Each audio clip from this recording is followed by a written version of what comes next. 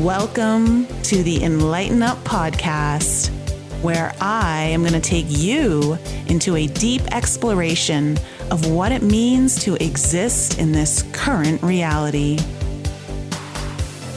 We are going to raise your vibes, open your mind, expand your heart, and dive deep into the wondrous mysteries and possibilities of this lifetime.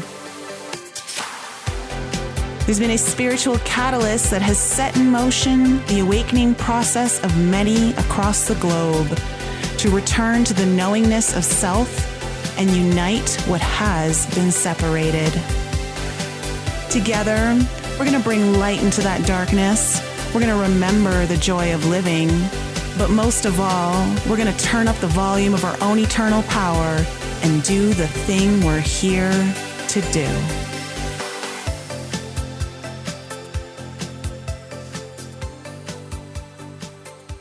Hey everyone, welcome back to the Enlighten Up podcast for yet another full moon in Capricorn experience that myself and our favorite seer and astrologer, Mary Dusina, is here today to break down all the details. And I hope that you listen diligently to last month's breakdown of our first full moon in Capricorn, because if you did, you knew how important it was for you to take advantage of beautiful Saturn, the ruler of Capricorn, to do some work to prepare yourself for this full moon in Capricorn, which is happening at the 29th degree of Capricorn. Okay, before we get into any more, because we're gonna definitely dive into something very important that I think so many people fail to miss.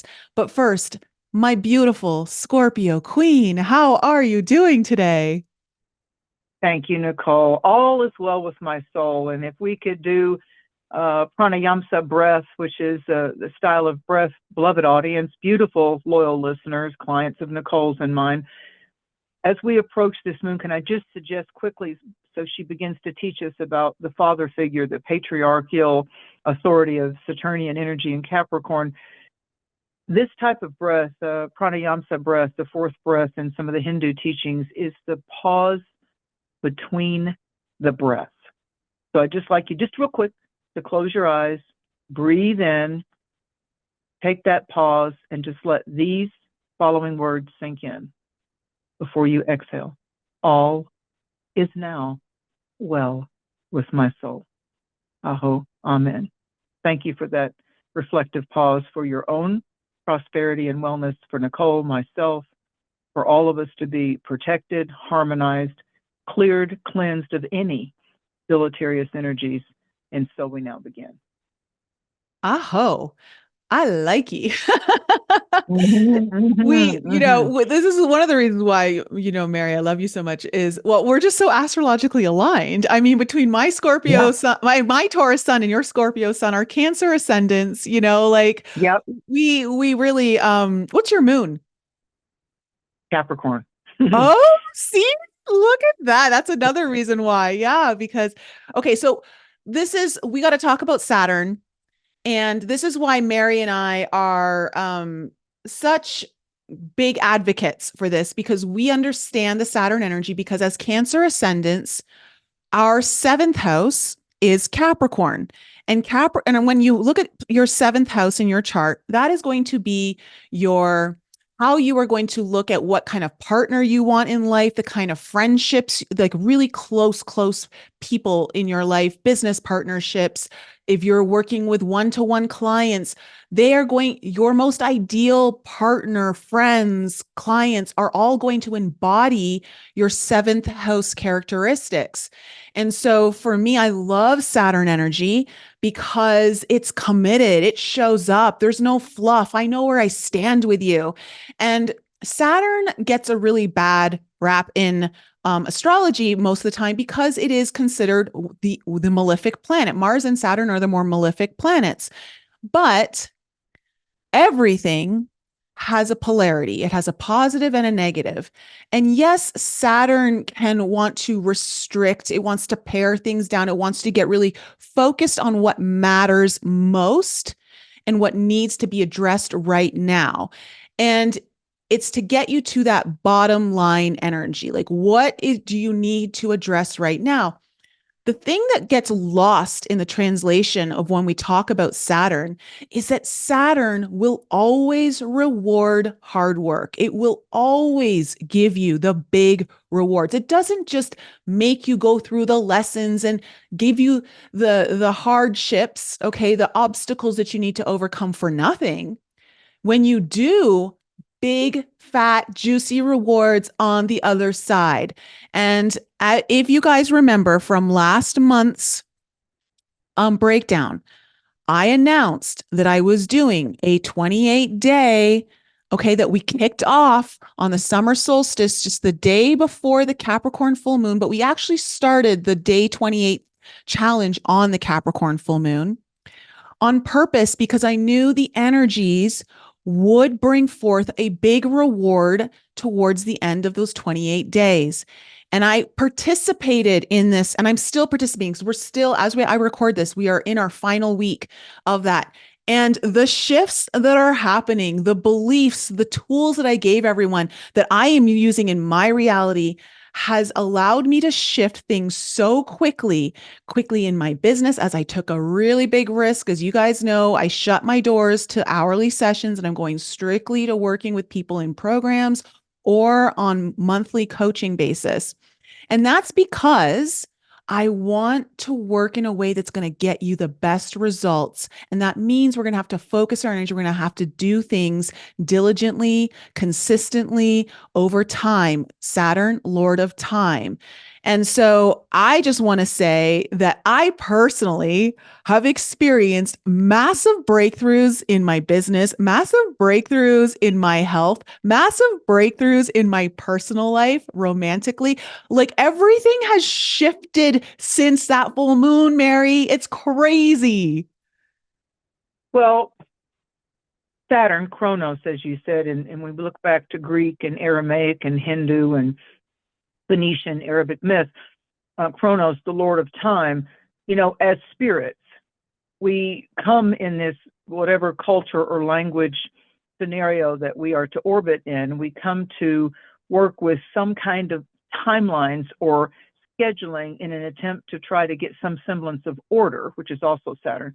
The order and the organization is a keynote of when you have strong earth signs in your own personal nativity, your own personal earth birth chart, the Taurus factor, the Virgo factor, the Capricorn factor, the earth signs, which are the feminine yin, magnetic, zodiacal influences, whether it's your actual birth sign or your moon or your rising sign, or you have a Mars in Taurus, which, whatever your strong, your Saturn, your Mars, your Venus, what you want in love, Mars, the impetus to what type of action that you'll take. So the earth signs generate a need for some type of rhyme or reason and order.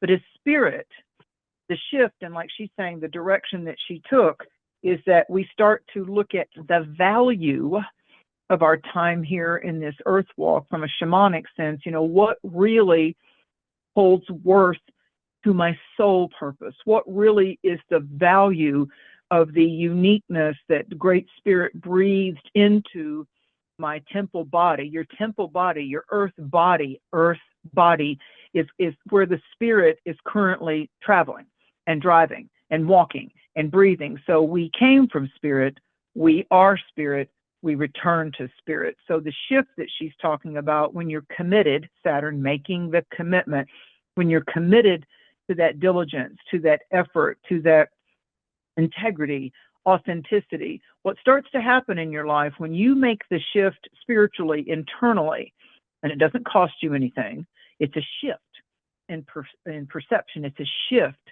in commitment. So when you make that shift, there will be, as some healers call it, the dark night of the soul, there will be people that fall away from your life, from your main social orbit, because you're going to start to see the manipulators, the narcissists, the players, the liars, the takers. You're going to start to see that as you make a commitment of integrity and authenticity yourself, to show up, to be who you are, to know, and most importantly, another positive aspect of Saturn, to to respect the Mm-hmm. higher version of yourself. And you're beginning to do kind of like biblically Jacob's ladder. You're beginning to be very aware that the angels both ascended and descended. They went up into the heavens in the vision of Jacob's ladder, and they came back down with more spiritual gifts. So when we level up, when we realize that there's ladders, mirrors, and ladders in our life to where we are to climb upward above the strife, above the current earth-based challenge, earth-based loss, earth-based, oh wow, I got sucker punched or gobsmacked. I didn't know that report was coming, didn't know I'd have to go to the dentist, didn't know that that partner or that friend would compete or steal or betray, or, you know, we have to trust what the divine chooses to block.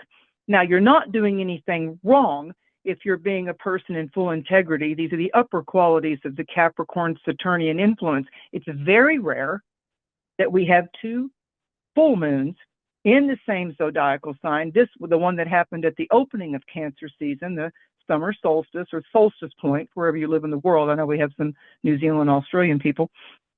So the solstice point, sun stands still of both the June and the December vibration. For us in the northern hemisphere, this is the growing and the warming season with the summer. This particular Capricorn blue moon, it's a true blue moon, the second full moon in a row in the same sign, is in that apex of organization, integrity.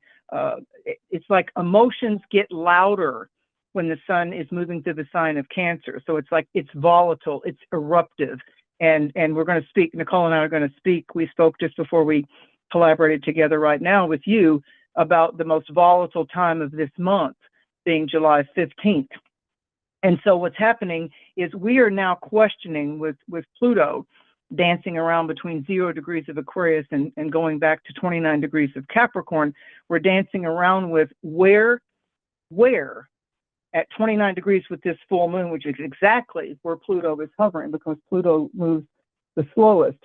We need to be softer with ourselves, softer, kinder with ourselves, respecting our worth, respecting our time as we're working through some of the summertime waves of transformative sadness. There is some sadness. There is some, I've been hearing that a lot from clients. It's almost like, I'm tired of this bothering me. I'm tired.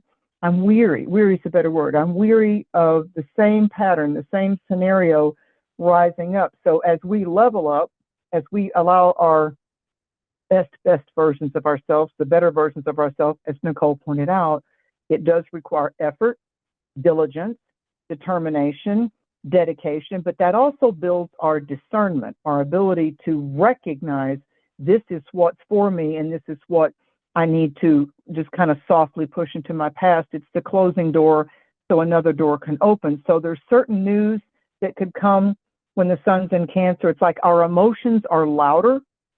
And if there's a wave of melancholy or sadness or kind of feeling like, why does this keep happening to me in this way?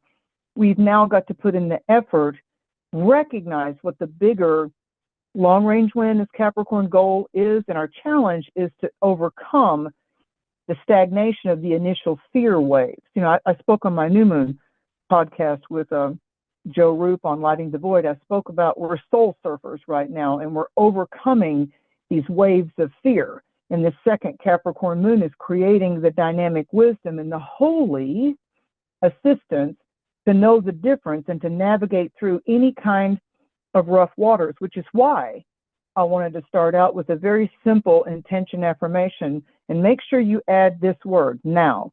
All is now well with my soul, because Cancer brings up our sentimental side. It brings up a cascade of memories, like the old neighborhoods we lived in where we were born, the first apartment, the first house, our school times, pictures, letters, memories, that again, the waves of memory that we cherish, remembering those we loved, moments with them, former loves, pets that were there and that we've lost, our grandparents, uncles, aunts, former homes. We built strong feelings in those areas. And so this part of the year of 2024 is a wonderful time. You look in a mirror and you see your reflection. So in our mind and hearts, we're reflecting on the memories that helped form and shape our persona. to Nicole's point, the Saturnian influence, the Saturn is the grandparent, the elder wisdom, our guardian guides, our higher self, the healers, the therapists, the professionals, the authoritarian energies that we will encounter in meetups. And by taking that step forward, can you help me get through this? I seem to be stuck. I seem to be a little twisted up or tangled up in these reflections of these emotions. And even though I'm meeting new people, and even though I'm in a new job, and even though I'm in a new place to live, it's like I've got these taunts and these haunts in my mind. And so what we longed for, think about the times in your life that you got caught up in, oh, I hope this is true. I hope this will come through. I really want this to happen.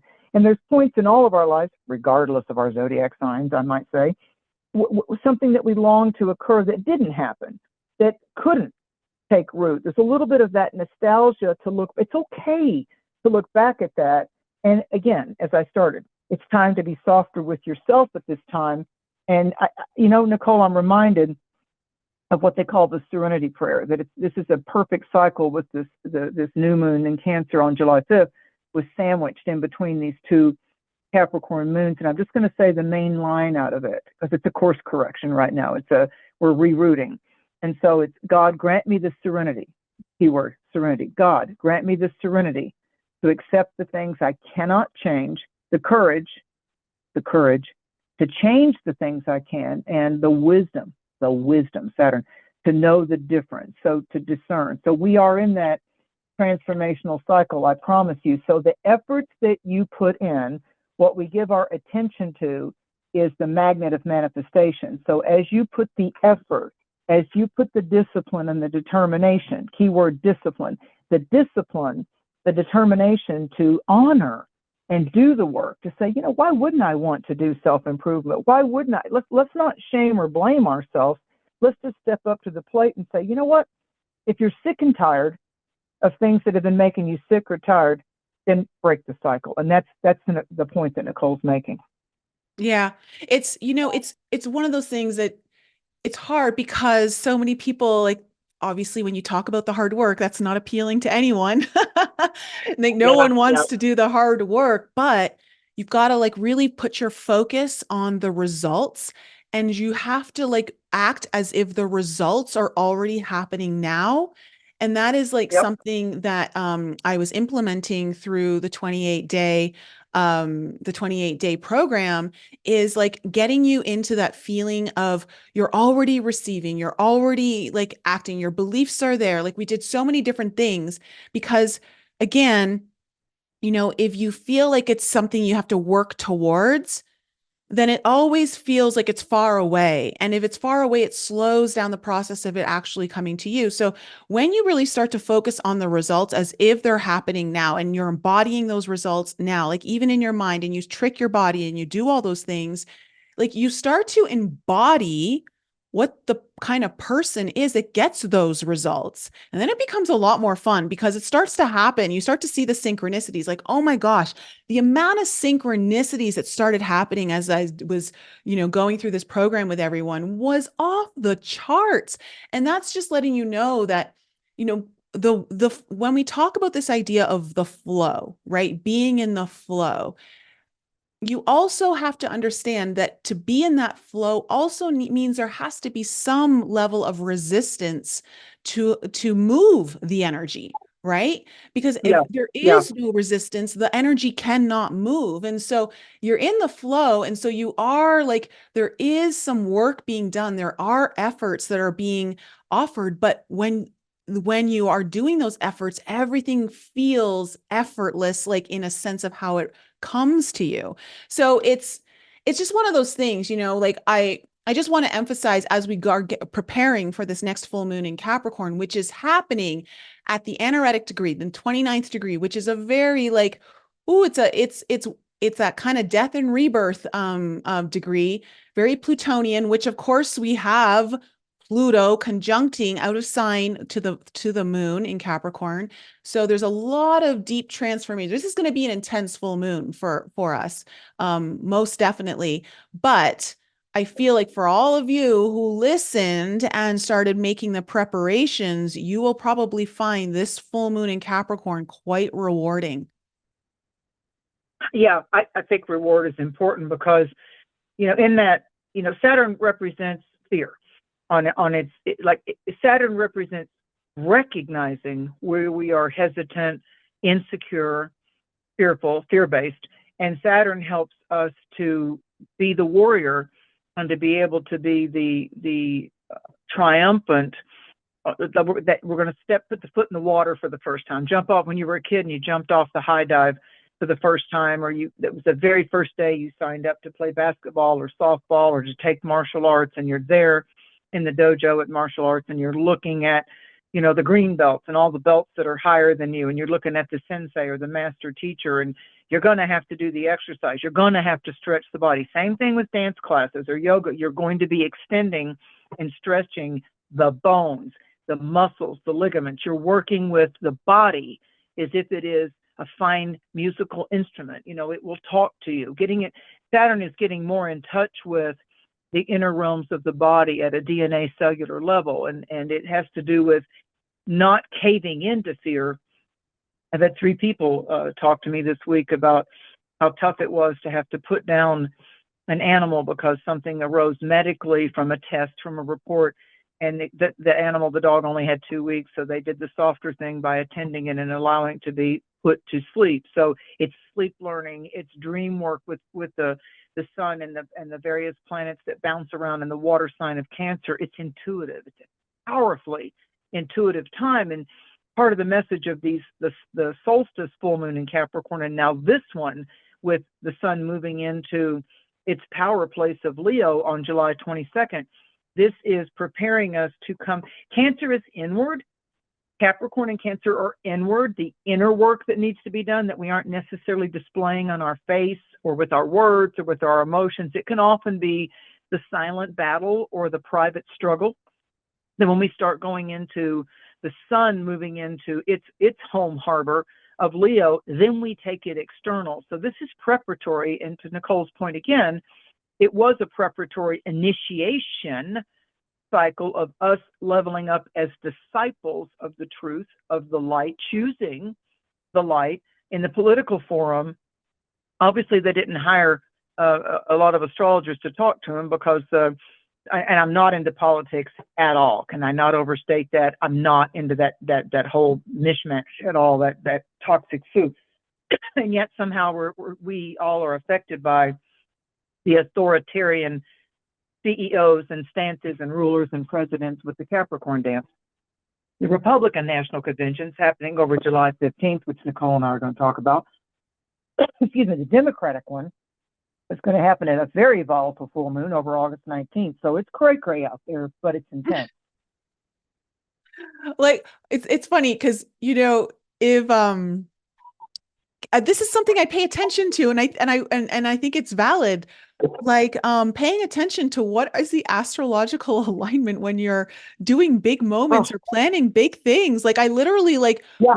I opened up my business. I looked at the plan. I'm like, okay, when I go to register my business, what day is my business being birthed on? And what are the alignments, to support it? Like the retreats, like every retreat that I'm holding always has extremely powerful astrological energetic signatures so that when people are coming to them, you are supported in exactly what I'm trying to achieve with you on your journey. It's like these, and then you look at the political stuff that's happening. It's like, oh Lord.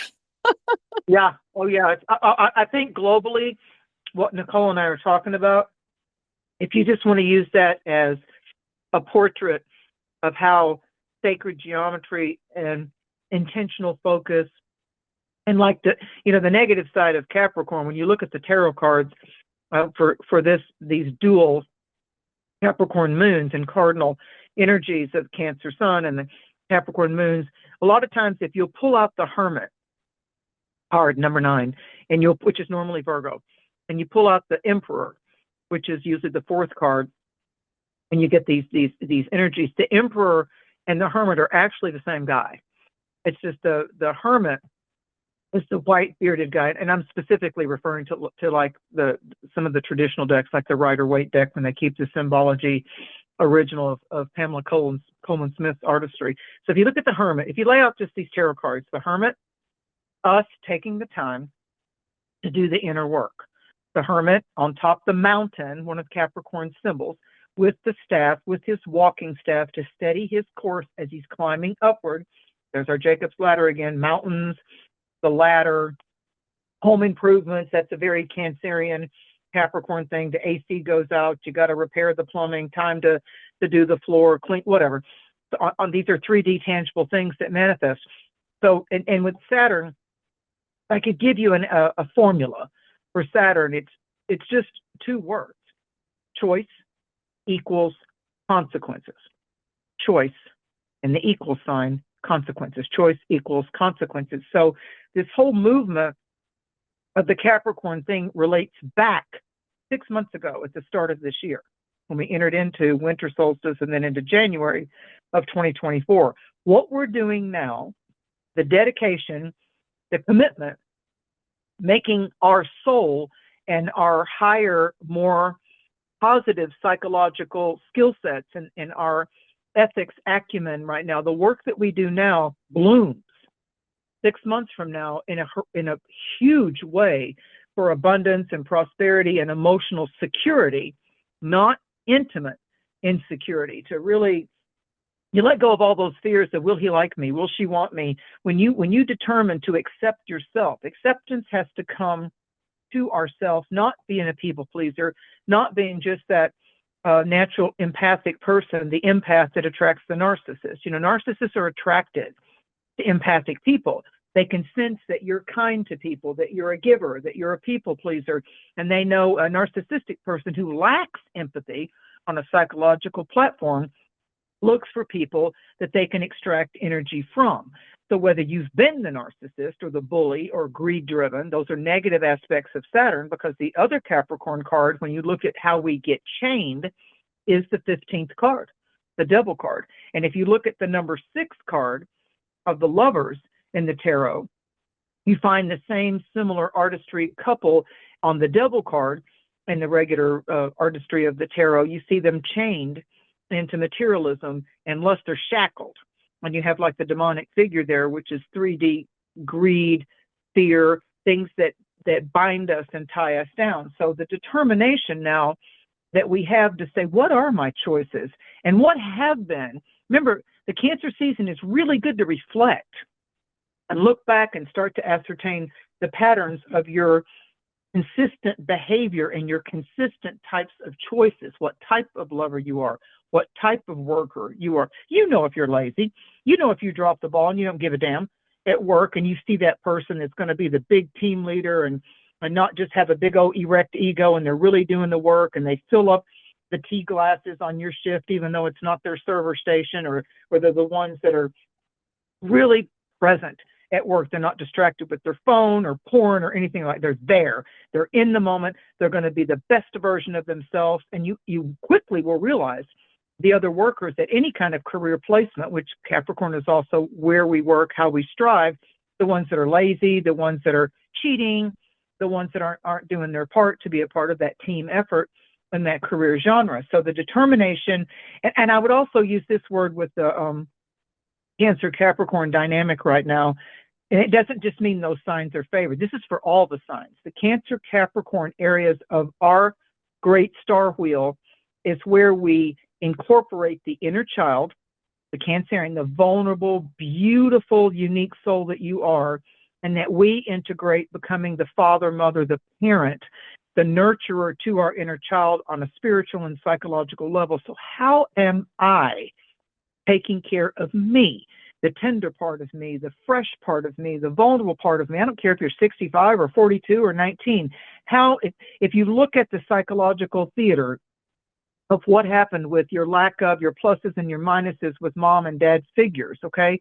Foster mom, foster dad, adopted, whatever. Just look at the theater, how the theater played out and the drama circus that played out. At some point, the Capricornian twist is when we decide, to thine own self be true, physician heal thyself.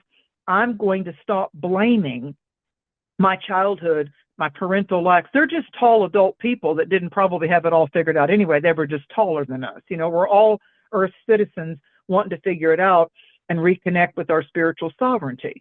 So right now is the time where we can say, Saturn is responsibility and taking responsibility. I am now going to take responsibility to heal myself, to do the work, to resonate with the healers, the astrologers, the Reiki, the animal medicine totems, the culture that I identify with, the meditation, the affirmation, journaling, doing my dream work, responding to the journals that I commit to learn more about myself, how I will reach out to people that will be teachers and instructors for me. Stop giving that or them the power over you and just lean into it and say, with this other professional guidance and opinion, any true healer, and I know Nicole's going to back me up on this, any true guide or healer, mystic, intuitive, is going to help you navigate through the waters that you seem to have a hard time keeping your head above water, so to speak. And with that, I'll lead into what Nicole and I are going to talk about not losing your head,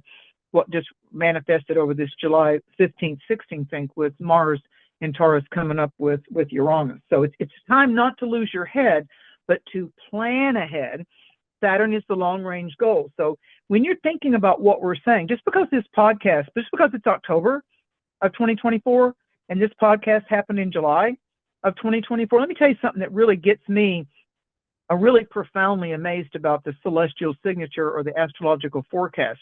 Nicole and I are talking to you now about platforms and foundational things that bless you 6 months from now. So it's good to go back to these podcasts, as Nicole stated. Go back to the first Capricorn moon that happened at 0, the very beginning degrees of this austere earth sign that started this on a process of saying, enough is enough.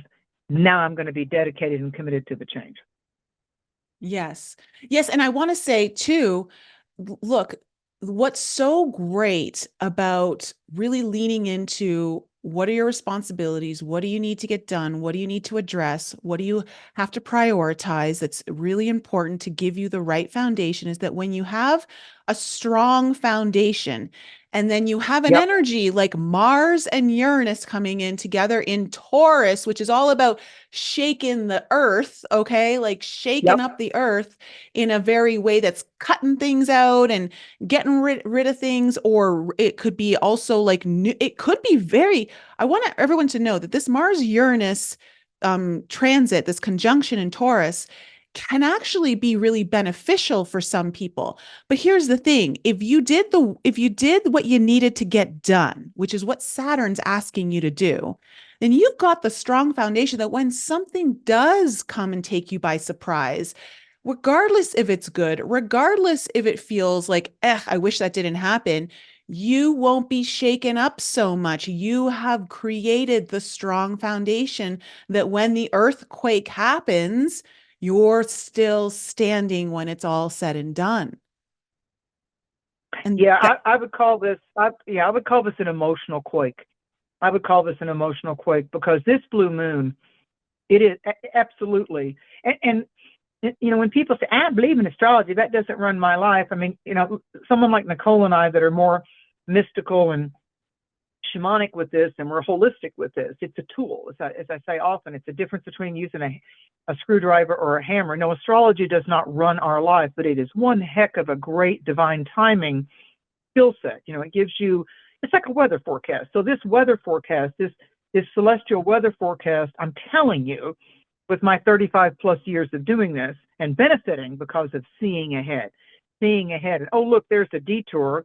And I can take that detour. I can run my car right off the road and hit the construction block and possibly pop my tires. I mean, God gave me free will choice. I can just go right off on the off-road and go, uh-oh, no Wi-Fi, no nothing. All the things we've grown accustomed to having as our backup. Yeah, well, no.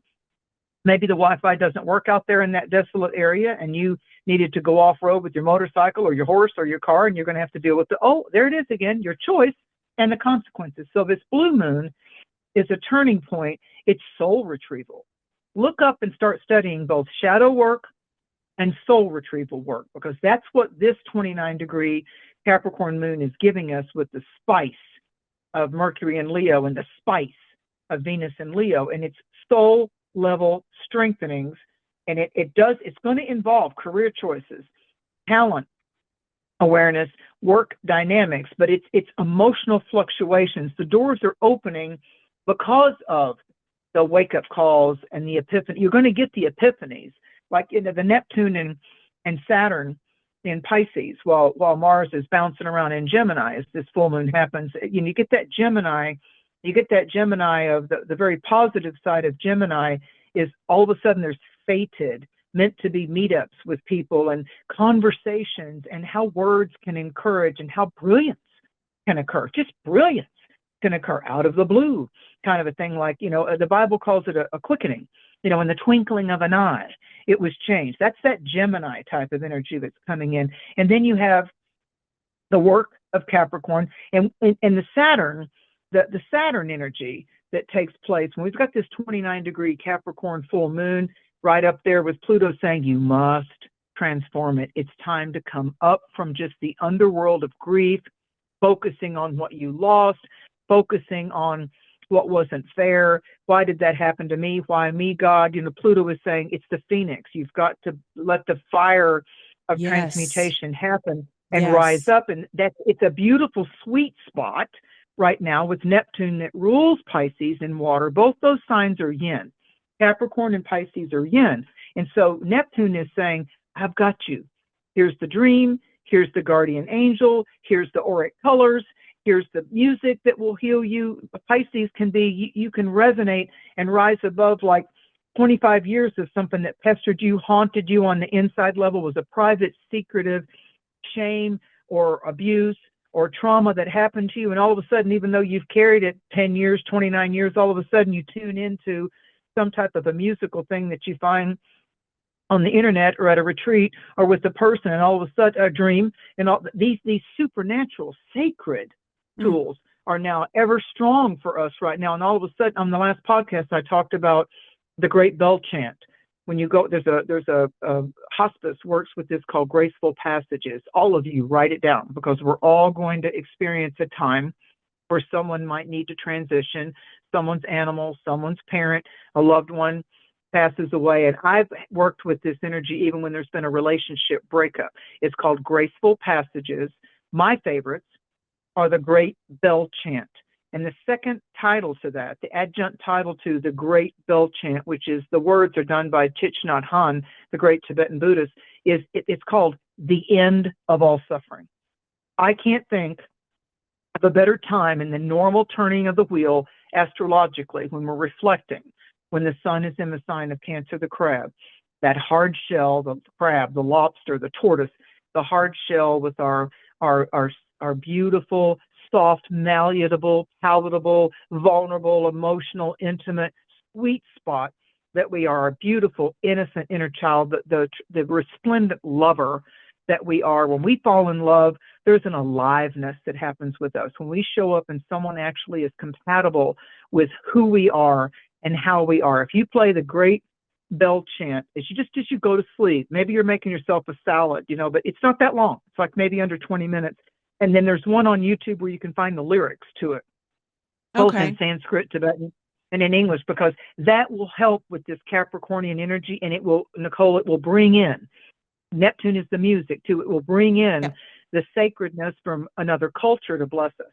Well, okay. So to piggyback on that, I got to download a message while you were sharing all of that, that one of the ways that you guys can embrace this full moon and really allow it to work with you, work its magic through you, is to understand the concept of strength through surrender. So yes, Saturn is a very strong energy. It's determined, it's strong, but with that beautiful sextile of Neptune to this moon, full moon in Capricorn. And like Mary was just saying, Neptune is in Pisces. Pisces is a yin sign as well. It's in a favorable position towards Capricorn. It works very well with Capricorn. It creates opportunities for you. If the door's open, will you walk through? And so Neptune's saying, hey, surrender. Be strong, but be strong in your softness. Let go and allow the transformation to work through you. Allow yourself to go through that metamorphosis. Don't resist it. Be strong in your surrender. And I think that's how you're going to move through this, because what we also have is there's a lot going on with this full moon, that as that's all those conversations between the moon and Neptune, and obviously moon is in a very close conversation with Pluto at the 0 degree of Aquarius. We also have Mars coming into a beautiful trine with Pluto and this moon at 0 degrees of Aquarius, 0 degrees of Gemini. Mars is just getting ready to enter Gemini. And it just finished its conversation with Uranus, which Mary and I just finished saying, like, it likes to shake things up. It's going to be like one of those, oh my gosh, Mars rules the physical body in a sense, right? It's our physical energy, it's our motivation, it's our inspiration, it's how much drive we have, right?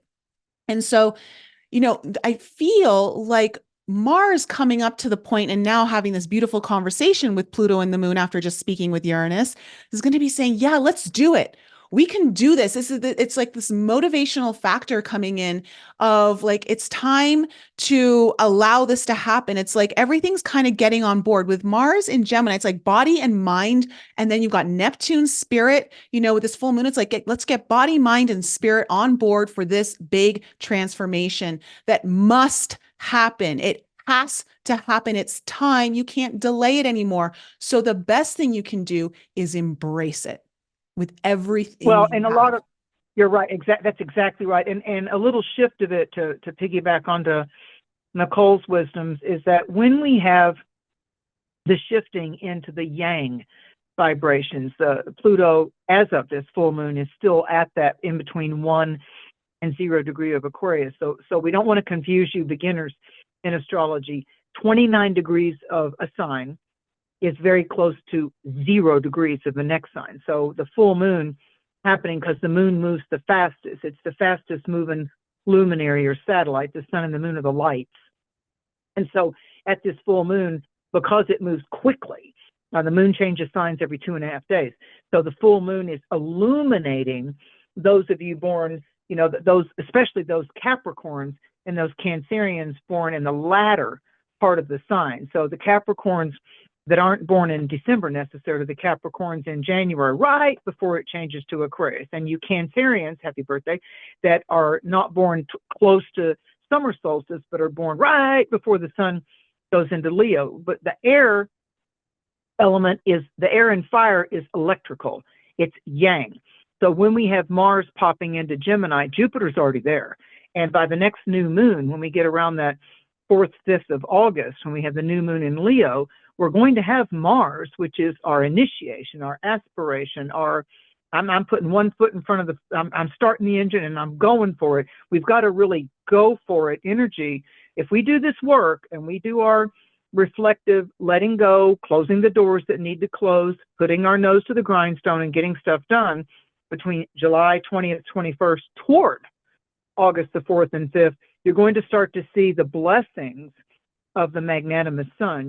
Leo, the lion, the regal, the heart chakra, that, I've got my back into this and I've got my strength summoned up and I'm not going to keep getting stuck in emotional quicksand of I go so far and then I get thrown right back into the same type of malaise.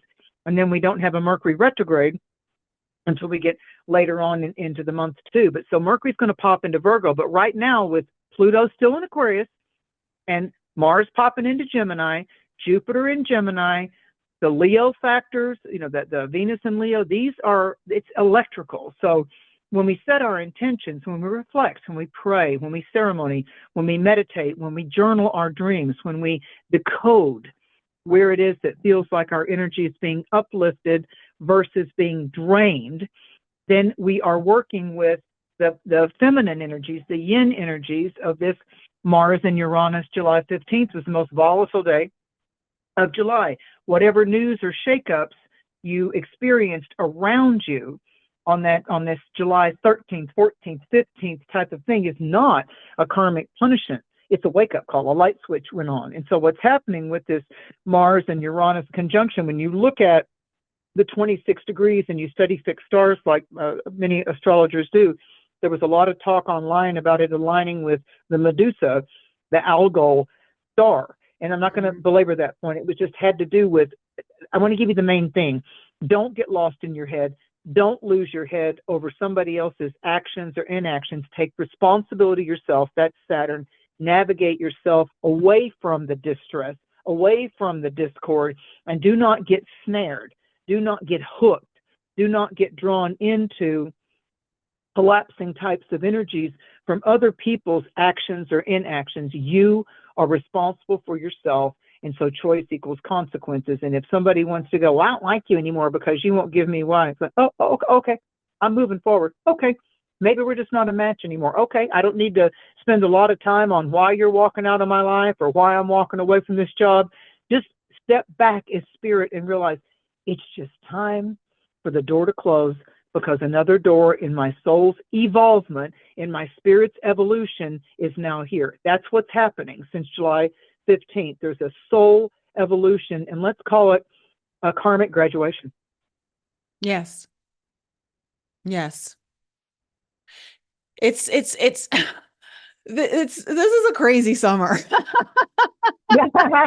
But it actually is a summer that has a lot of love.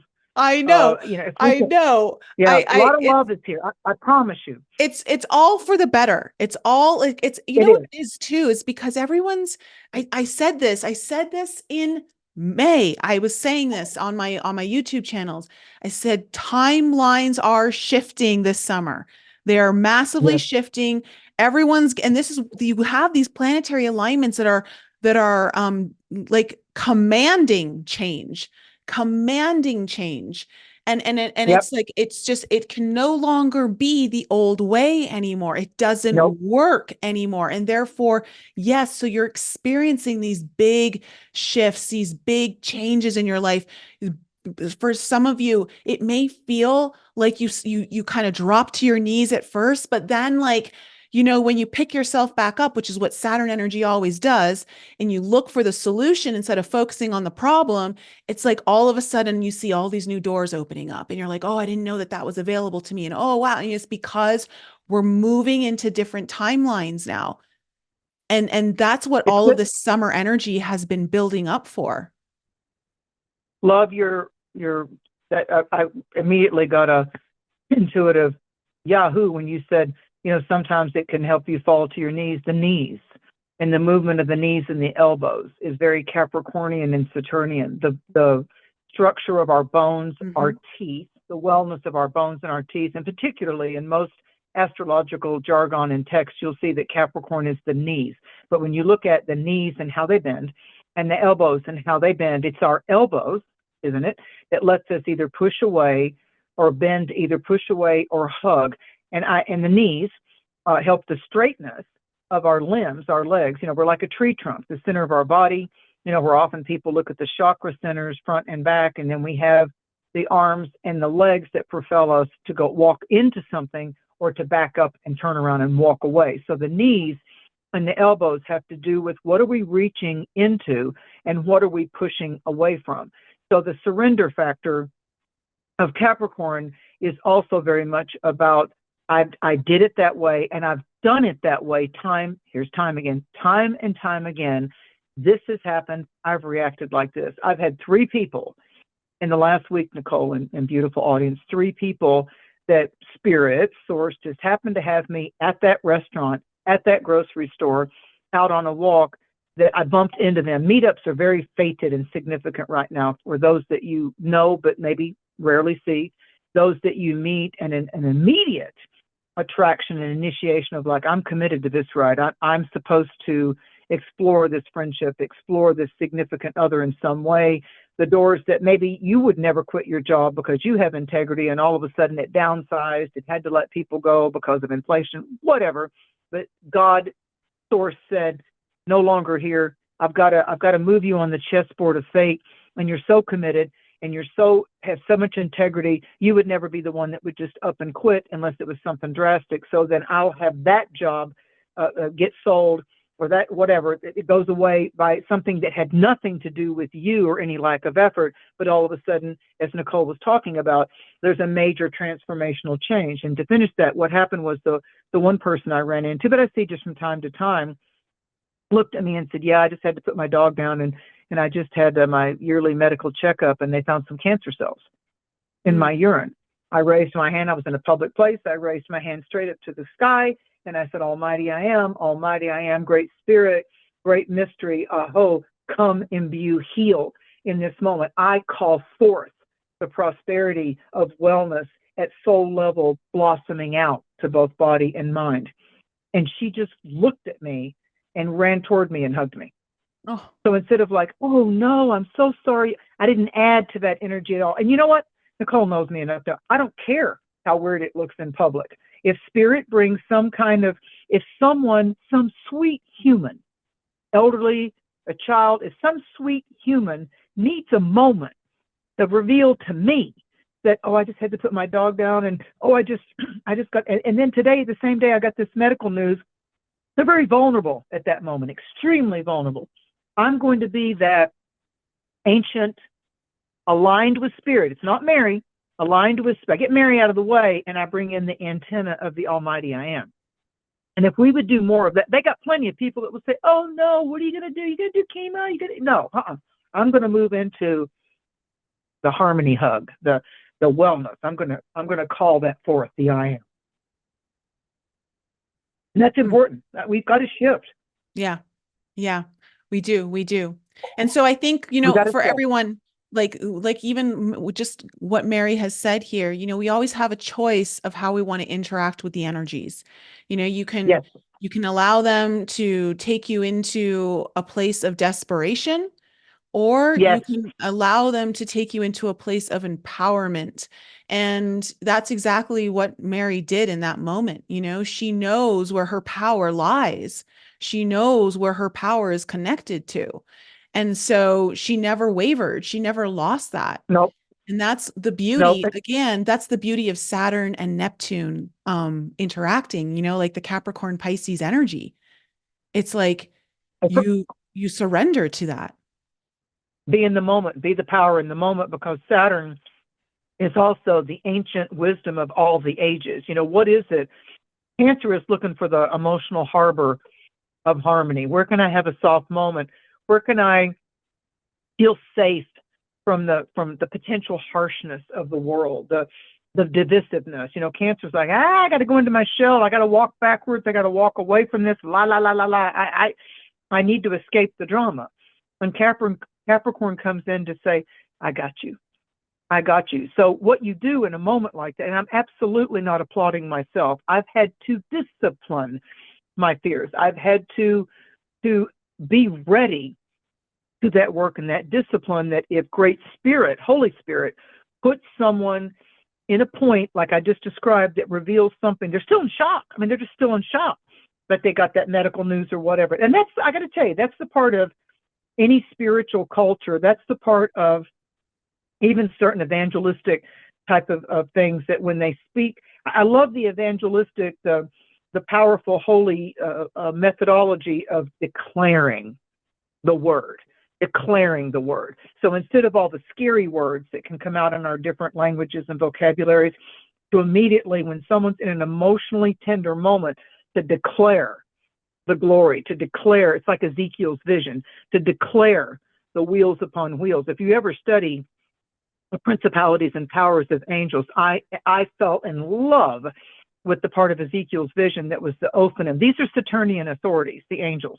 And so the seraphim and the Ophanim, and I'll just give you a quick statement on research it. The Ophanim is the wheel with eyes all around, and the four creatures. And how interesting that those four winged creatures that were able to see 360 degrees in Ezekiel's vision were the lion, the eagle, the ox, and the man.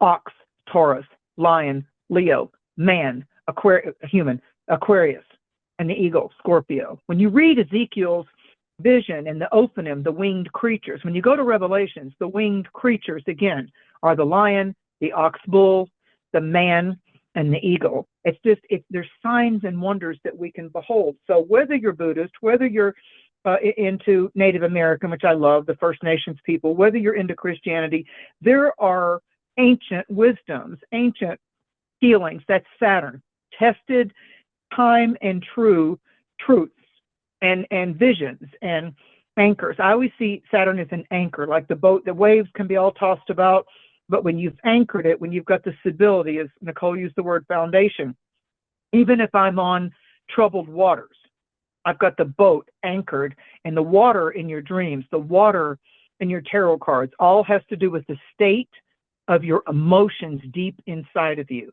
subconsciously, what you're seeing in your dreams. If you're coming up with a lot of water cards in your oracle tarot readings, the waters will show you what's really going on inside yourself. So in your dream work, before you're going to sleep, ask your high holy guides to let you dream and remember the vision in your dream of how is the landscape of water going on for you right now at your subconscious deep level. It's amazing what you'll see.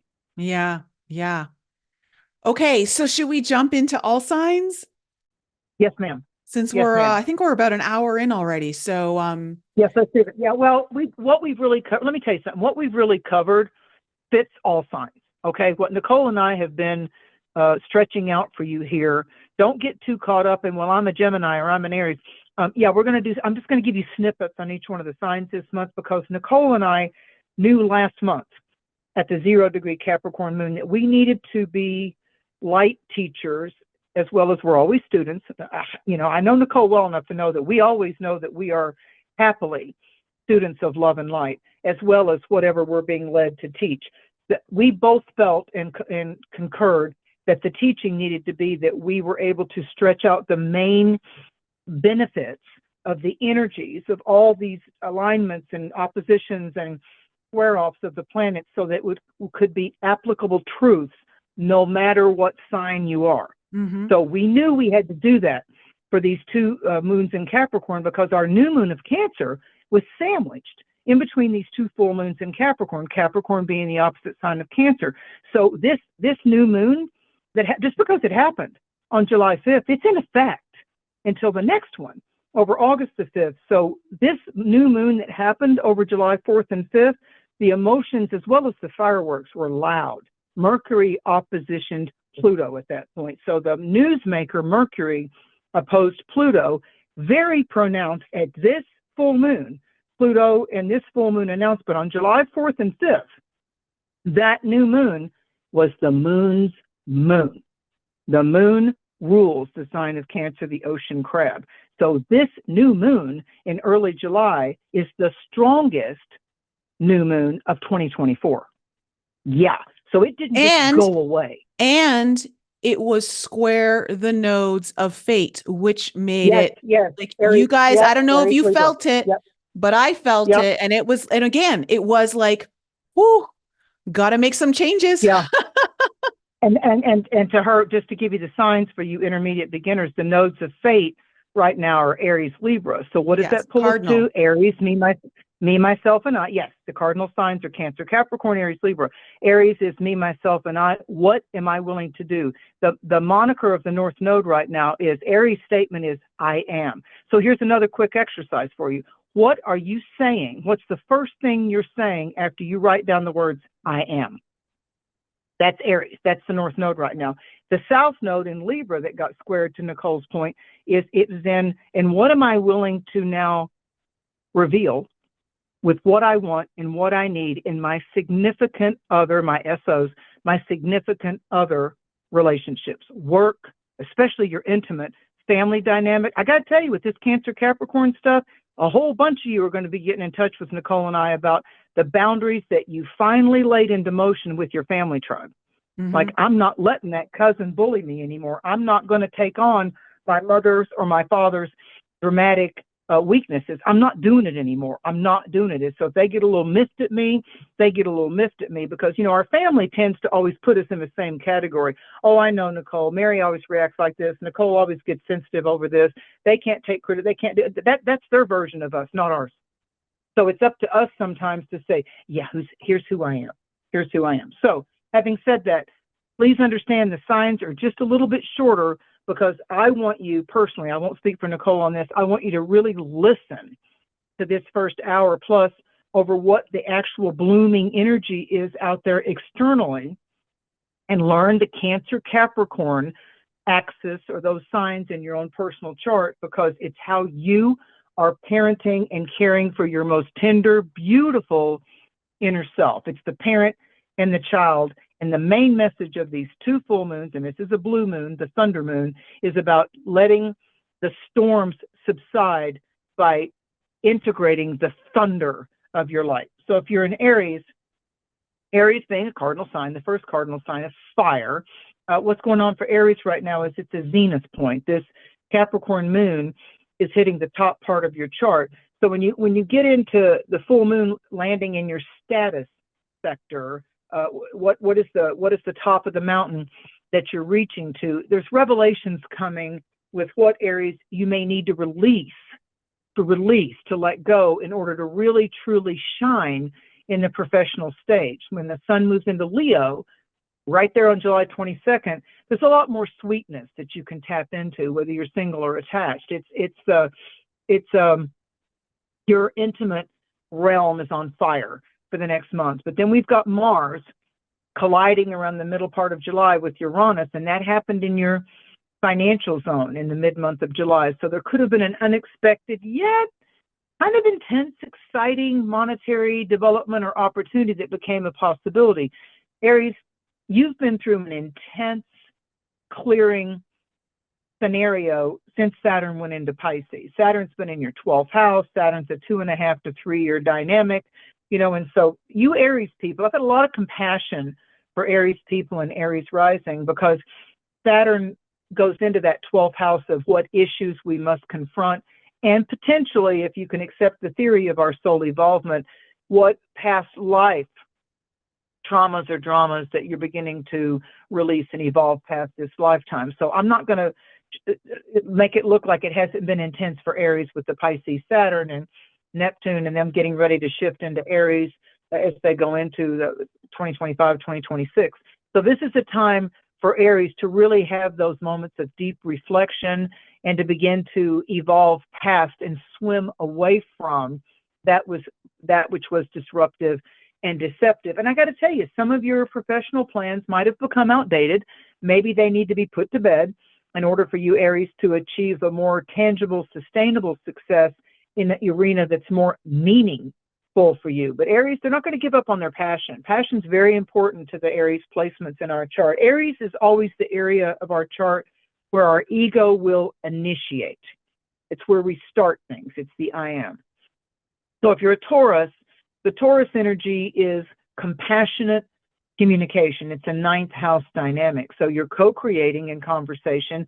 The new moon was a time for you to kind of examine your goals, how you're talking, how you're thinking, how you're listening, how you're texting, because the 9th and the 3rd are encouraging communicative type of energy. So Venus moved into Leo on July 11th. That's a domestic zone for you. So it brings more soft moments and harmony at home base. If you're single, and have more of those moments at their home or your home, like bring it home, have a more soft, safe, private, domestic moment. Over that July 15th thing, Mars in your sign, as it collided and joined with Uranus, Mars is like it's intense and Uranus is the unexpected and the transformational boom, it's the booyah and the boom and what just happened. So it's a confrontation of a celestial sort. And so maybe it was a time where you needed to have some CBD or some cannabis or a nice glass of champagne to go, whoa, let me take an Epsom salt bath for good measure.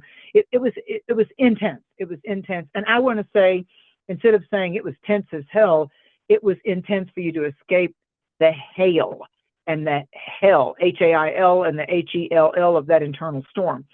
After July 22nd, as the sun moves into the home zone of Leo for Taurus, it's time for you to do a relaxing staycation. Like, take good care of you. You've got some serious clarity about your career matters this month, especially dancing between the July new moon and the August new moon. You can pitch clients, edit your resume, level up, and everything to do with speaking and writing, because it is a communication time. And the 9th house is higher love and higher truth. So its partnership is sweet right now. Even though Mars has been into Taurus, it's dancing into the sign of Gemini. So it's a fun, safe cycle to get them to talk about not only themselves, but where they are on their path of what's worked for them in their intimate levels and what they're looking for now. We all know if we've been through a divorce, if we've been through a breakup, that there's that vulnerable period after that, and then we just go wild and date for a while, and then we have some kind of a celibacy cycle, and we kind of settle down our expectations and come to that mature point of like, I am who I am. I'm always open to improve, but let's see what's really a match instead of me just running through people really quickly to give myself some passionate points of emphasis. So you're in need of passion right now. Mars has plenty to offer you on that point, but it's also a time for you to be able to say, I'm worth it, and I don't need to get out there knowing that I'm worth it to have to push to prove it. If you're Gemini, it's in your 8th house. It's mystical, it's sexy, it's a time to put your money into projects that are going to absolutely be improved and worth more because you fixed the roof, you painted the room, you put your money where your mouth is to respect the material possessions that you deem to be important for you. And for some Geminis, it'll be clearing out the closets and taking things, out to thrift stores and shelters and things like that to say, oh my God, I'm turning into a hoarder, clutterer type of a thing, and I want to streamline and get things more organizational and more on point, because the 8th house has a lot to do with how you plug into spirit, how you really come to terms with deeper intimacy, deeper sensuality. The 8th house is the natural house of Scorpio. So you're looking at the emphasis of what you're earning, what you're spending, and who you want to be in a team partnership event with that. Who do you want to collaborate with? As Mercury moves into the more of a communication zone in Venus in the Leo dynamic, it powers up your skill sets. You're talking, you're thinking, all normal with Gemini. The drive of Geminis, oh my God, they can do, honest to God, they can have 9 to 15 projects over a 3-day period that just makes people go, oh my God, where do you get that kind of energy? There's a lot of energy as Mars charges into your stars in that placement over July 20th and 21st. And the full moon that Nicole and I are talking about is resonating with very deep, powerful, emotional intimacy. Geminis can tend to play things on the surface. A Gemini and a Sagittarius can enjoy the journey and the adventure of conversations and traveling somewhere together and flirting and keeping it kind of light and tingly. And they get a little scared, as we say in the South. They get a little scared when it starts to get deep and confrontational. And where are we at in this relationship? And where do you want to take this relationship? That's where the Gemini can go, they're not quite ready to commit, even though they can genuinely really care about you. They've just not gotten to that point yet. They enjoy spending time with you. They want to spend a lot of time with you, but they haven't really gotten to the point of, why do we have to say there's a commitment? It's not that they're always avoiding it, but it's kind of like, you kind of sometimes have to initiate that conversation with the Gemini because they're just so busy in the moment. I think Gemini is the part of our chart and the sign that can remind us to be fully present, to really embrace the now. So you're feeling like an entirely new person, Gemini, with the events that are swirling around you, but you're looking at, do I want a new job? Do I need to use my words and my confidence to ask for a raise at a current job function or work arena that I have? This lunation, it's time for you to get a little more specific about what kind of budget will afford you what you need and what you deserve. Now, that mid-July thing of Mars and Uranus, it did bring up some psychic shadows.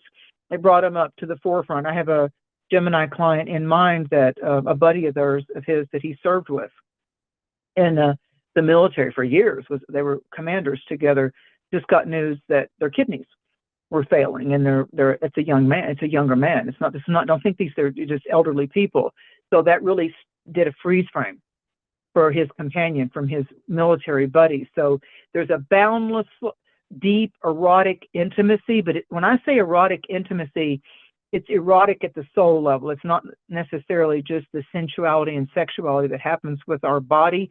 That is possible between you and your lover, but you're going to have to let go of the old expectations first.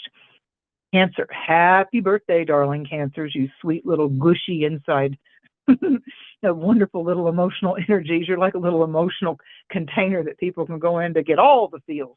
So the Sun and Venus are delivering some serious pleasure for you under this moon if you'll allow it, because Cancer can be very defensive. They kind of put their hand up going, wait a minute, wait a minute. I got to see if I trust you enough first.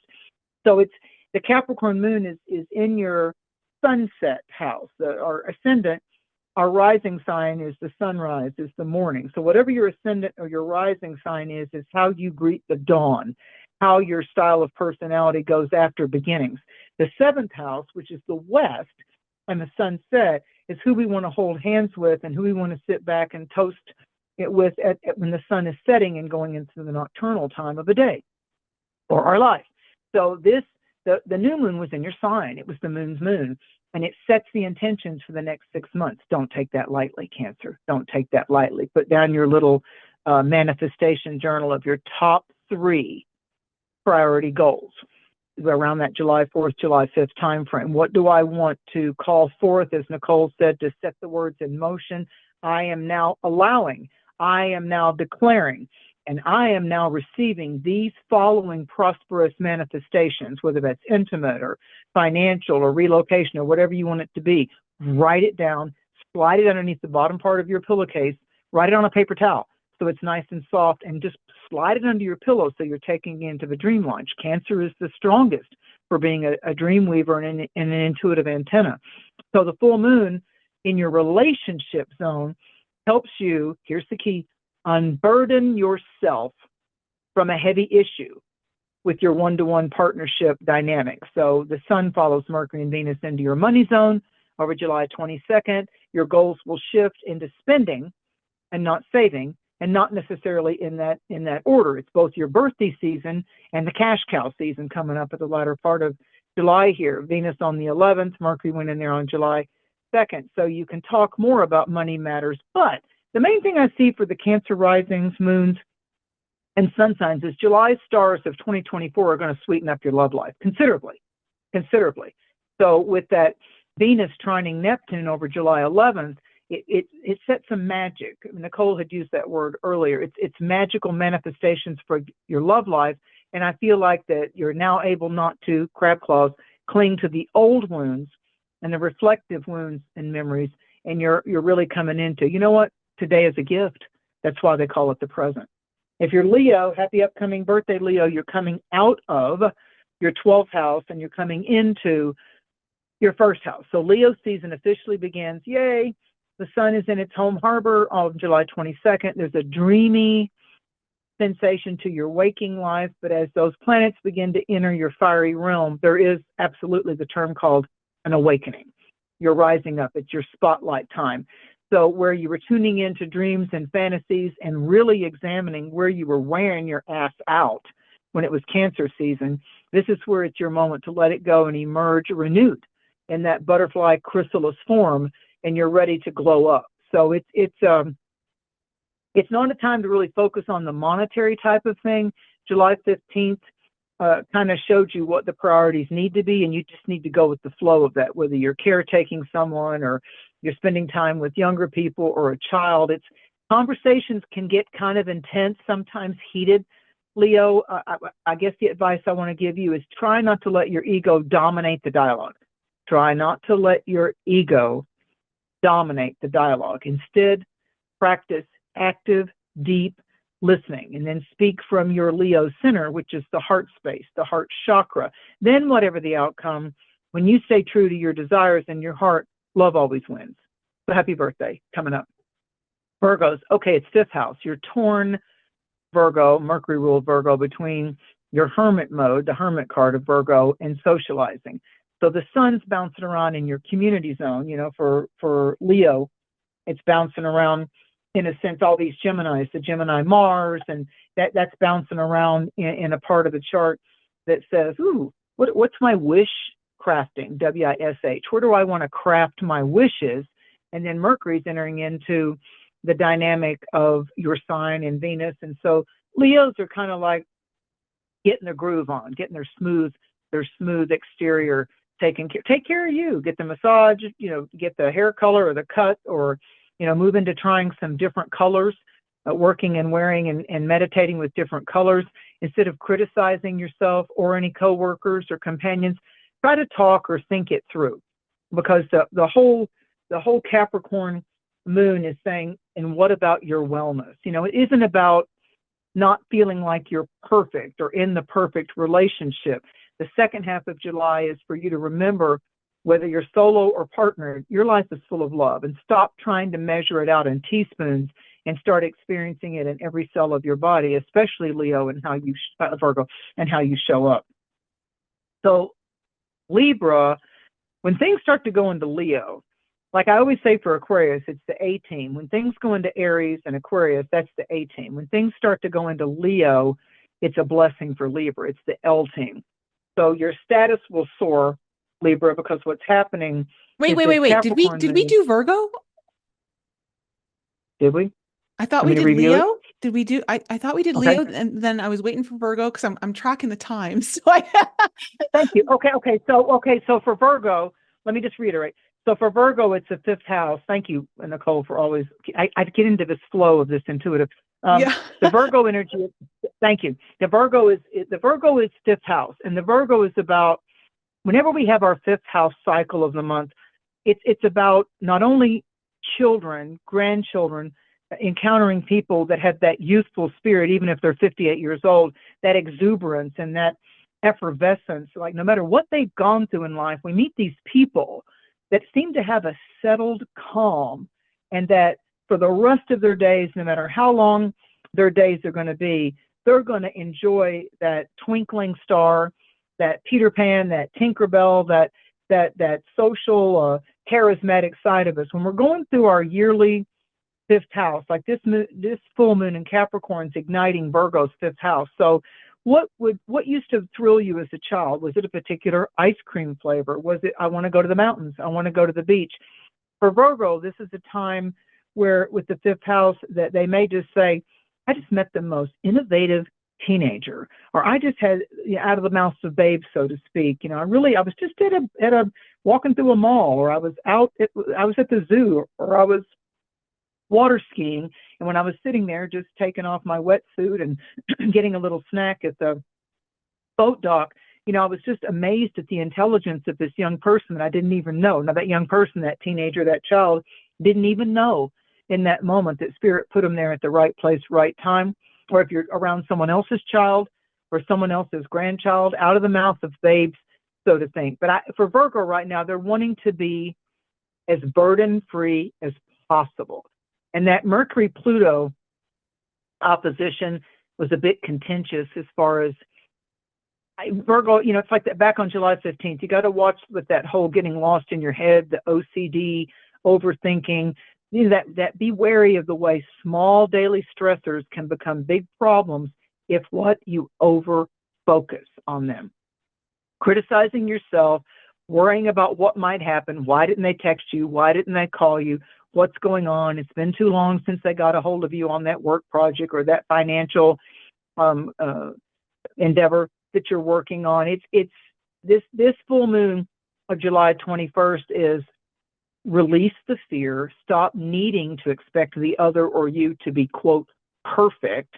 That it's just don't overthink it, Virgo. That's really what I want to say. Don't overthink it. I do feel that this new moon launches a deeper sensual wave that goes between July and January for you, Virgo. Now, how you choose to either push that away or embrace that is up to you. But I get this other psychic feeling for Virgos that there's a certain VIP kind of an energy that's looking at your work, looking at how you do things. There's a real major, I get by with a little help from my friends. You could receive a blessing, Virgo, with who you know and who they know.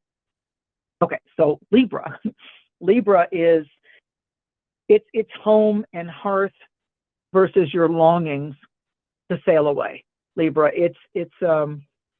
I feel like that this whole Black Moon Lilith type of dynamic, the shadow work I spoke about earlier, being able to unearth any kind of repressed energy. Libra's all about teamwork. Libra's all about love. And with Lilith entering your sign at the end of June, it's going to help you celebrate your inner rebel over the next 9 months. So I kind of want to call it a Libran revolution. And the fact that we've got Mars in Gemini, which is compatible to Libra, the confusion and complexity that happens early in the month of July around the moon, July 5th, as Neptune went retrograde in your wellness zone, you're beginning now to have beautiful radiations of clarification. So anything you didn't quite understand, how did I get here? Whether you're in the company of those that are slackers or face-to-face confronters, don't worry about the offensive thing of coworkers either coming at you or you feeling like you just need to push back on it. I got to say, Libra, it's not a time for you to try to be too nice to please other people, because on July 26th, when Chiron stations retrograde in your partnership zone, in that Aries feature, then you'll be able to understand the last 10 months and you'll go deeper with your own and older relational wounds. So the shadow work is going to be, you're going to cram it's like a cram course type of a thing. You're going to have so many positive impacts in your private life, in your sensual realms, that'll happen over the next 3 months. I really like what happens when Venus trines Chiron over July 30th. You'll be able to see a very clear, it's like the clearing in a forest is what they're showing me. You've been walking through the forest and taking the hike, and all of a sudden there's a clearing and the sky's really blue, really blue. I like it for you, but if I had to say where might the disturbance in the force be, Libra, it'd be like there's going to be some kind of final, that's it, mahalo, see it, to do with whoever it is that's been a bully or someone that always wants to take from you in that family tribe dynamic, be it parental or extended relative, or people that show up with you like you owe me because I'm your brother, I'm your mother, you owe me. No. And it's not just that. They try to bully you and throw stuff your way that's not yours to deal with. So it's not easy for Libra to throw those boundaries, but you're going to have to do it. And it simply can be, well, okay, that's your choice. We're going to agree to disagree. You're not telling me how to live my life, and you're not going to push me to do it that way, because I'm not you, you're you. And so I think with Libras, I'm kind of seeing a hand going, see ya, don't want to be ya. So for Scorpio, it's a third house dance, this full moon is. I like the energies of Virgo and Capricorn with Scorpio. I like those energies. So here we have the Capricorn thunder moon in the sign of Capricorn, which is the third house for Scorpio. So whether it's keeping your passport ready and your carry-on bag packed, if it isn't an actual physical trip, vacation, or journey, then I feel like you're setting intentions for some major movements in your life, either physically, tangibly, or relocation in 6 months from now. I really see the January, February period of 2025 feels far away, but it's not. It'll be here before you know it. There's going to be big moves in your professional sector. You're going to have this motivation factor get stronger month by month by month as we get into early 2025. You're going to strive until you hit that professional stratosphere. And these two Capricorn full moons help you with that, Scorpio. It intensifies with the sun entering the top of your chart on July 22nd, the full moon in your communication zone, the Leo stuff with the Mercury and the Venus. You're letting go of something that's puzzled you for the last 6 months, that alignment in your opposite sign of Taurus on July 15th, something that doesn't feel comfortable or possible. Maybe you just need to do the journal work or the release work and meditation. And it's just going to be like, that's it, door closed. Here's the key to unlock the new door. Your professional life is going to dazzle. That's because Mercury went into your career zone on July 2nd. Venus is blessing that in Leo as well. And I feel like you can expect the unexpected, kind of anything goes in your love life. It'll be like, okay, I have a Scorpio client that has like 5, 6 planets in Scorpio. They've had 3 car wrecks. 3 car wrecks. Yeah, there was some substance abuse involved. And I'm like, okay, communication and travel sector, when planets light that up, you can get your ass in trouble in your car or your motorcycle, or, being the daredevil on the jet ski or the horse. You need to calm your butt down. So I would say Scorpios sometimes can take things to the bizarre zone when they're trying to release pent-up frustrations or emotions. They can become like the daredevil. So with this, expect the unexpected, anything goes. You need to calm it down, Scorpio, because Mars moved into your 8th house on July 20th with that Gemini energy. It can spice up your sex life, but an intimacy can be as if the Scorpios needed their sex life spiced up. Oh, I know. It could be, well, maybe they're going to spice somebody else's up. But Scorpio, the intimacy can be intense and amazing coming at you or coming from you, but it's the deeper transformation that's at hand. So Scorpio, I mean, remember the third house externally is how we travel, especially in our neighborhoods and our towns and our close community, our state, our city kind of a thing, especially our state. Third house is short range travel and communication with and effects of the neighborhood and your car, your motorcycle, your main means of transformation. So this is not a take a risk daredevil type of full moon or that next full moon on August 18th to 19th.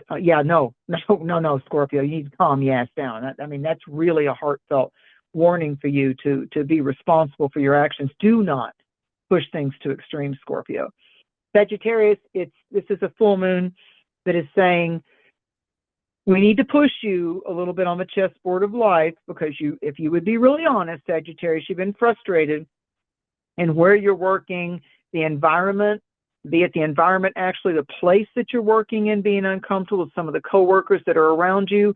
And so this full moon hits that second, eighth house axis in your chart, and Mars is gone into the seventh house. Gemini is the balanced polarity opposite sign for Sagittarius. So there's no easy, wise way to go gloss over your most important personal, private issues right now. You can use the energy to explore the parts of yourself that you often keep very private and under wraps. Even Sagittarius, if you have to dig deeper, to go ahead and allow, we can explore, but then we also have to allow new levels of our emotional vulnerability, because if we allow more emotional vulnerability, we ultimately get the reward of security. So it's going to be well worth it for your growth as a soul and a person. With the planets moving into Leo, Sagittarius, you're a fire sign. Leo's a fire sign.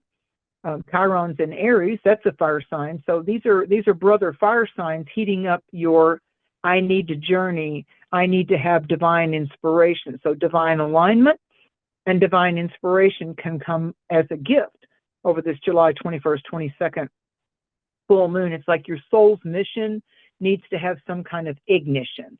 So your soul's mission wants ignition. And so you're reuniting and reigniting with how you plug into spirit. So gently manage any former stress that seemed to come looming large around the mid-month period, because the full moon, now over July 21st and 22nd, speaks to your allowing and building your self-esteem, helping you to, here's the key word, Sagittarius, shed shame and reclaim that more authentic version of yourself. So the double impact of those two full moons in your financial sector, certainly is showing you about your self-worth and really what's truly worth it and valuable in your life. And I guess the caveat or the balance to that would be anything that comes up to present a challenge or an opportunity, you have to say to yourself, at what price?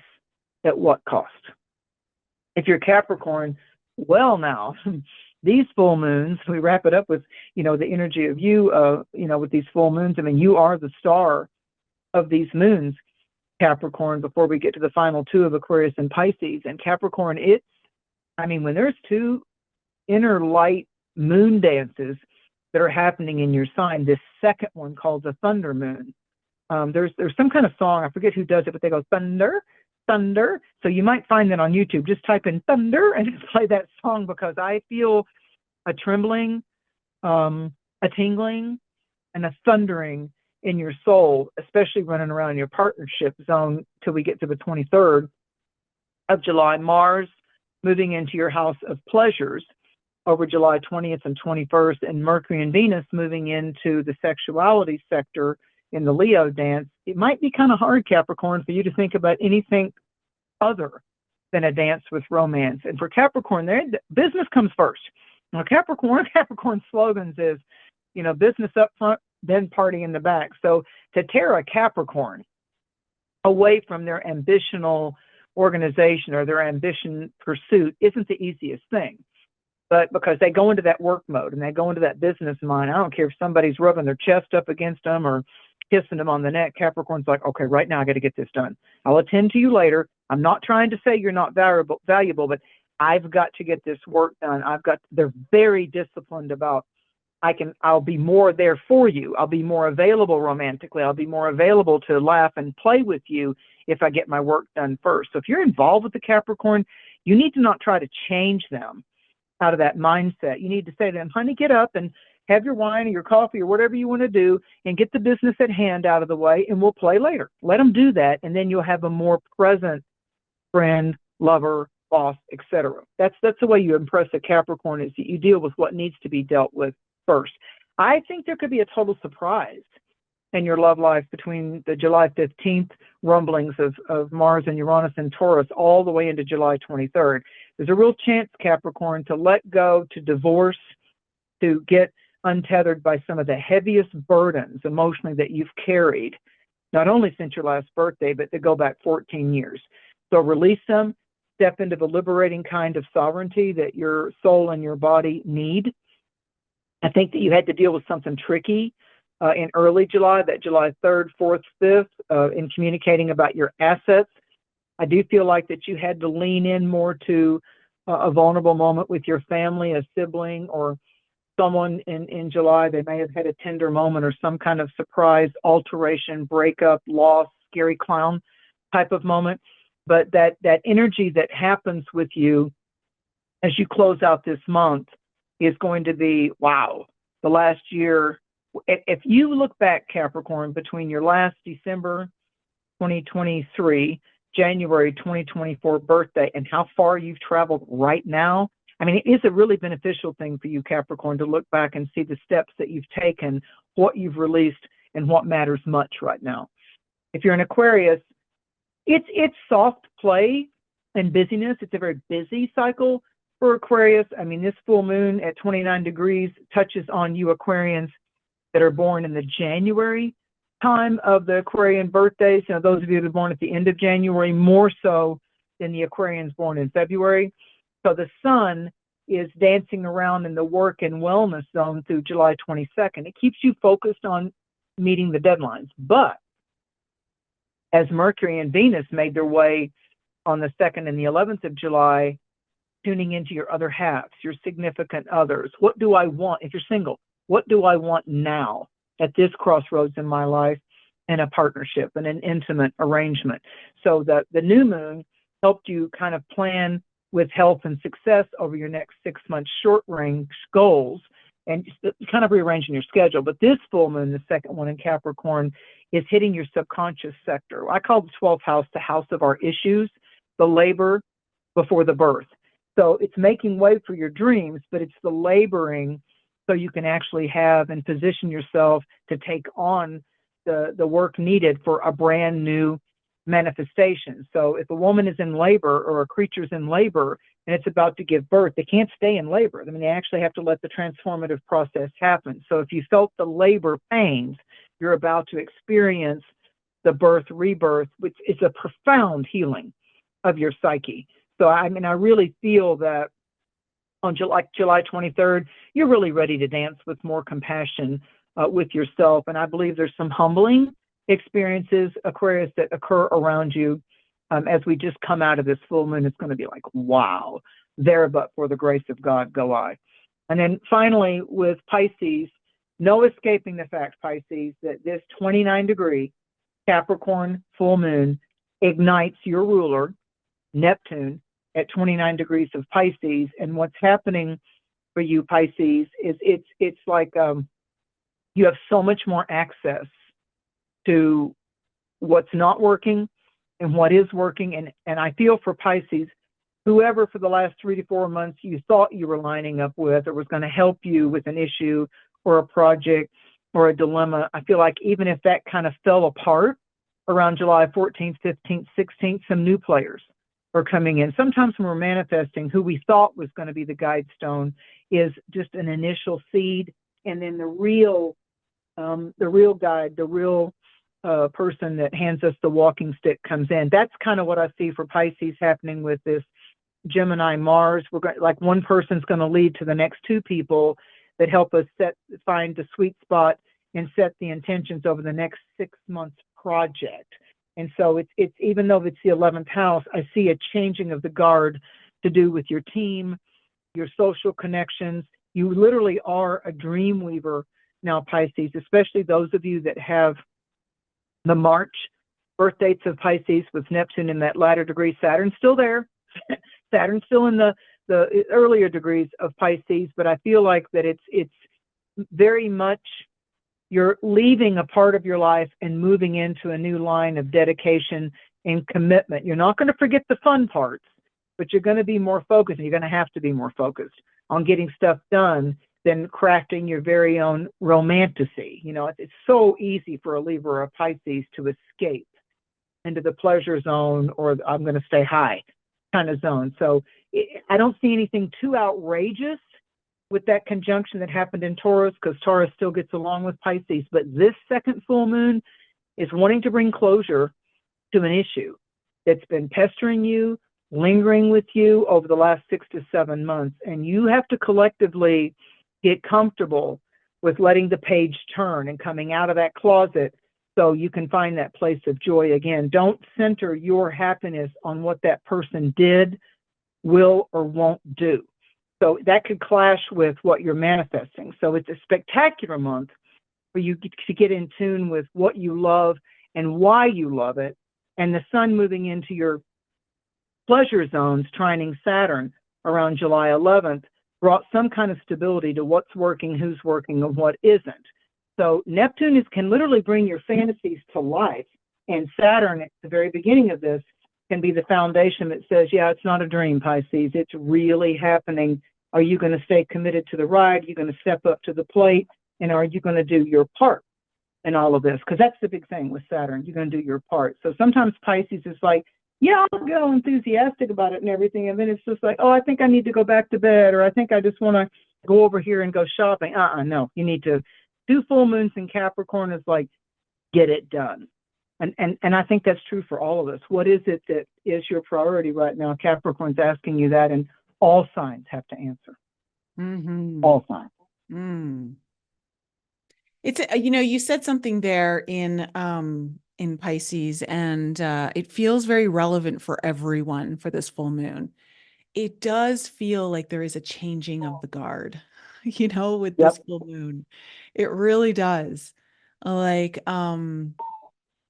I don't know whoever was like in control or monitoring things. Like, I don't know, there's just something about it that is really it's change. It's just change is just so important. Like, embrace it, whatever it is. It's coming in, it's necessary.